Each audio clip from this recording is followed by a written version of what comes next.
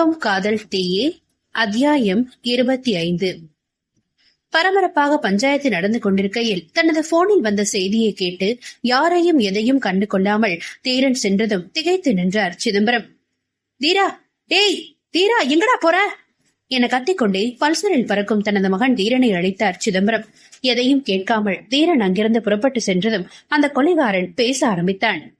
பாத்தீங்களா ஐயா, தான் மேல தப்பு இல்லைன்னா ஏன் இப்படி பாதையில ஓடணும் என அங்கிருக்கும் பெரியவர்களை உசுப்பேற்றி விட்டான் தீரனை கொல்ல வந்தவன். எப்பா சிதம்பரம், என்னப்பா உன் பையன் இப்படி ஓடுறா என்று ஒரு பெரியவர் சிதம்பரத்தை பார்த்து கேட்டார். ஊர் பெரியவங்க மன்னிச்சுக்கங்க, காரணம் இல்லாம என் பையன் இப்படி செய்ய மாட்டான். உங்களுக்கே அது தெரியும்.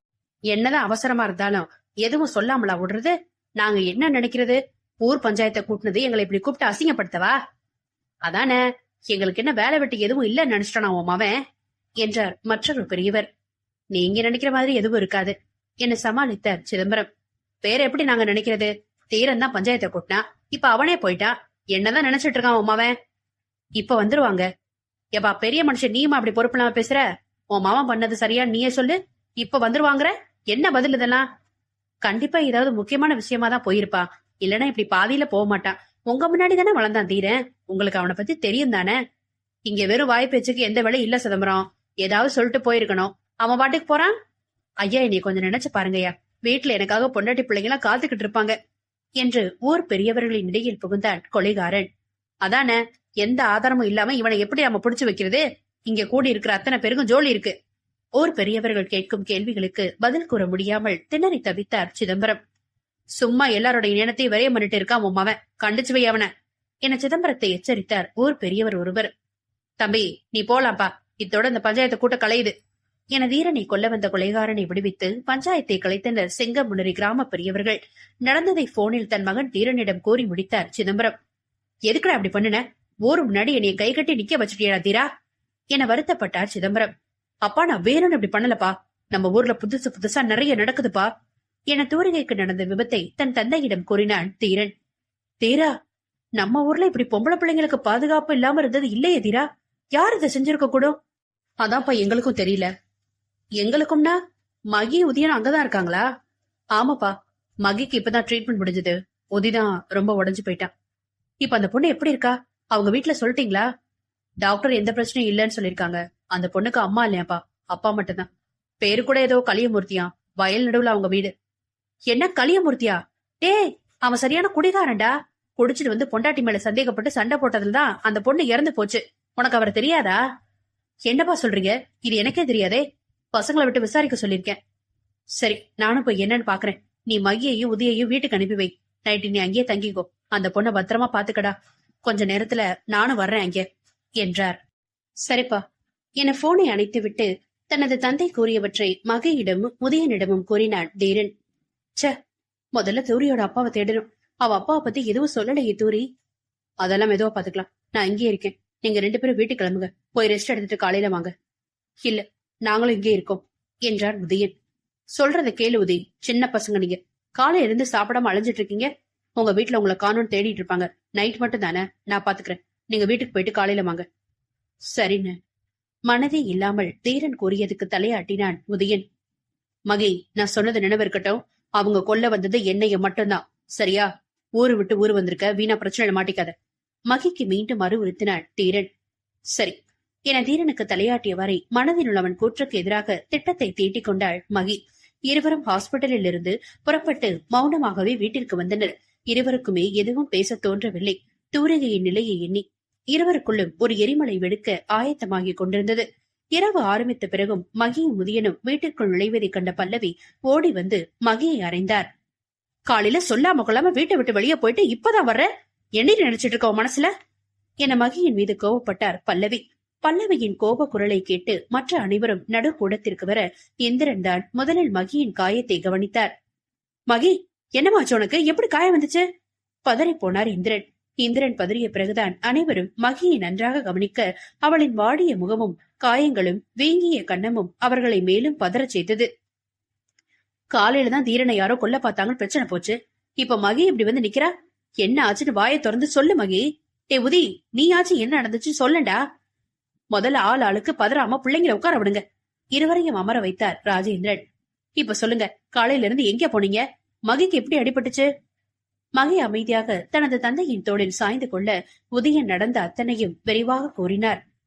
ஐயோ ஐயோ, என் மகளை கொல்ல பாத்திருக்காங்களே! அழுக ஆரம்பித்தார் பல்லவி.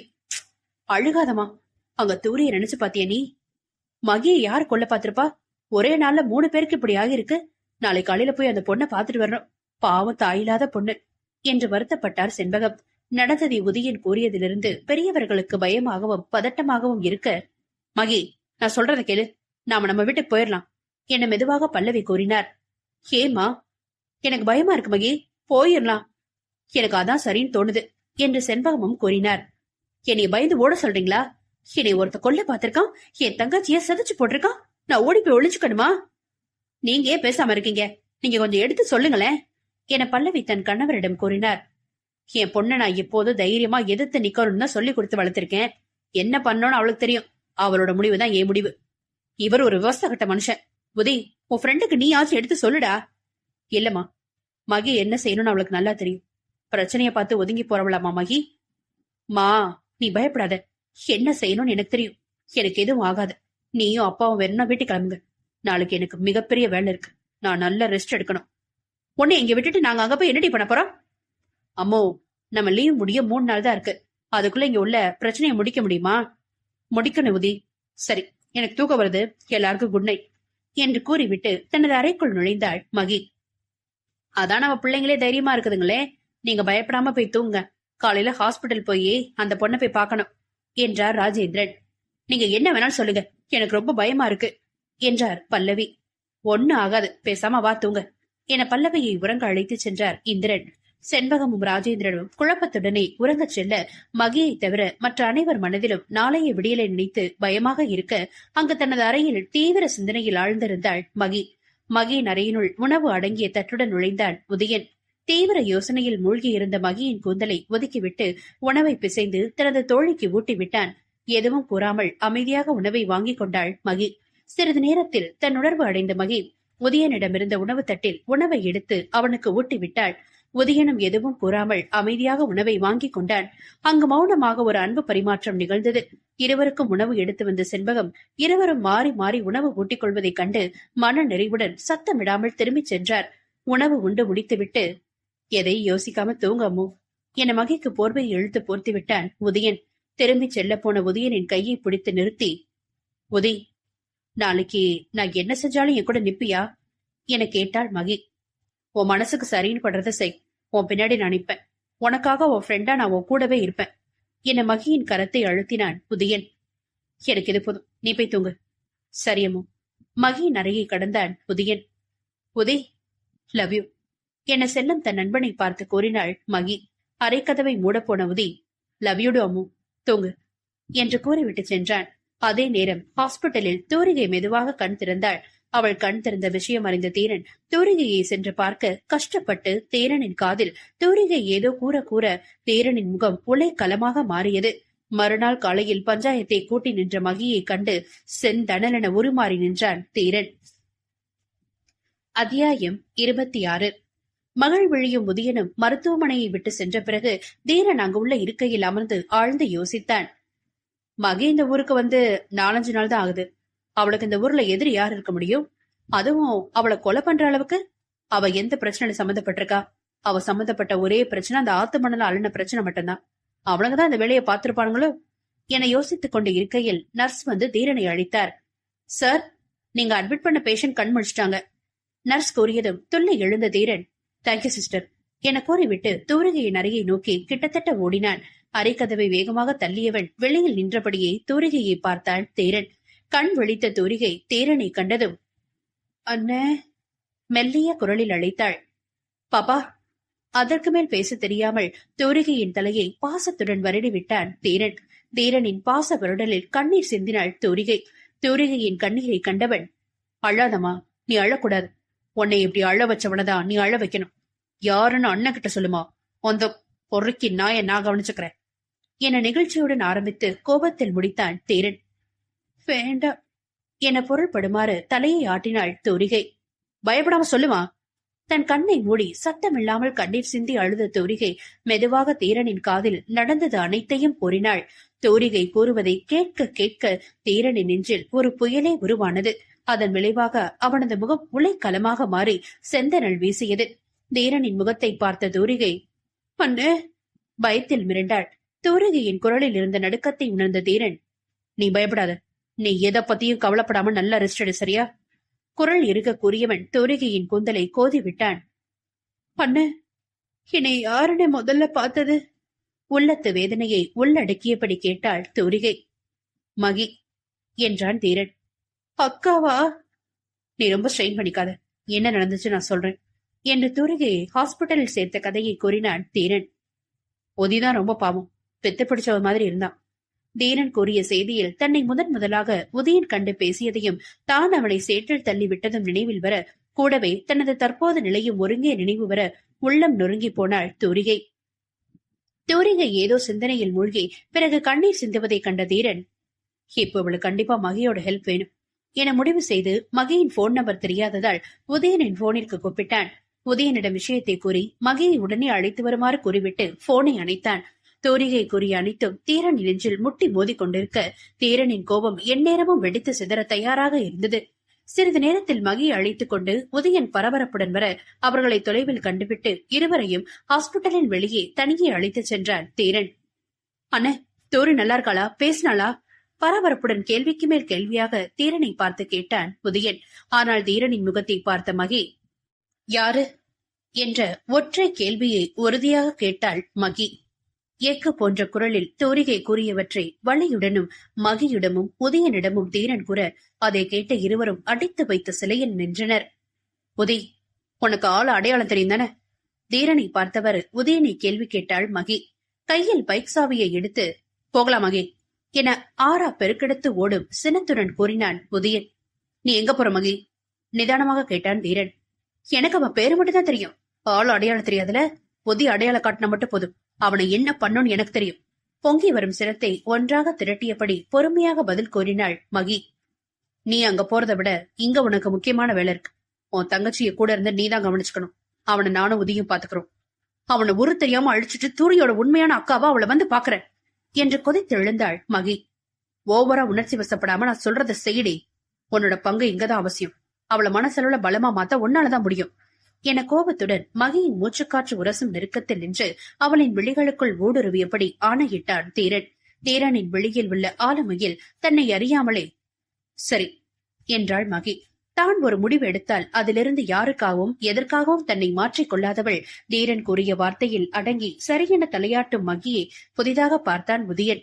உதயனின் ஆச்சரிய பார்வையை ஒரு கண்ணால் கவனித்த தீரன் மகியின் கன்னத்தை தட்டிவிட்டு, "வாவுதி" என உதயனை அழைத்துக் கொண்டு வேட்டைக்கு புறப்படும் சிங்கம் என தீரா பசியென பொங்கிய சினத்துடன் சென்றான் தீரன். தீரனும் உதயனும் செல்வதை பெருமூச்சுடன் பார்த்தவள் தூரிகையை பார்க்கச் சென்றாள். தூரிகை இருந்த அறைக்கதவை திறந்து மெதுவாக உள்ளே சென்று, "தூரிமா" என்றாள் மகி. மகியின் குரலை கேட்ட தூரிகை, "அக்கா" என கண்ணீர் சிந்தினாள். "ஏண்டா தங்க அழுகுற?" "உடம்பெல்லாம் வலிக்குதுக்கா, தாங்க முடியலக்கா." "என் தங்கமே" கண்ணீருடன் தூரிகை அள்ளி நெஞ்சோடு அழைத்துக் கொண்டாள் மகி. "சரியாகுருடா, அக்கா இருக்கல்ல" ஆதரவாக தூரிகையின் முதுகை தட்டி கொடுத்தாள் மகி. "நான் கெட்டு போயிட்டேனாக்கா." "அப்படியாடா சொன்னது? என் தங்கச்சி வைரம்டா. வைரத்தை தப்பா தொடரவங்கள அறுத்து குத்தி கிழிச்சிரும். நினைச்சு பார்க்க முடியாத அளவுக்கு வைரம் உறுதியானது தூரி. அது என்னைக்கும் எப்போதும் எதுக்காகவும் உடைஞ்சு போகாதுமா." "இந்த ஊரடிய தப்பா பேசுமேக்கா. அது கூட பரவாயில்லைக்கா. அடுத்தவங்க பாக்குற இறக்க பார்வையை தாங்கிக்க முடியாதுக்கா. பயமா இருக்குக்கா."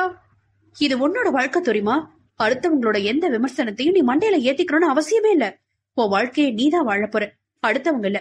உனக்கு பசிச்சா நீதானே சாப்பிடுற. வாழ்றப்ப மட்டும் ஏன் அடுத்தவங்க கருத்தை பாக்குற?" "சரிக்கா."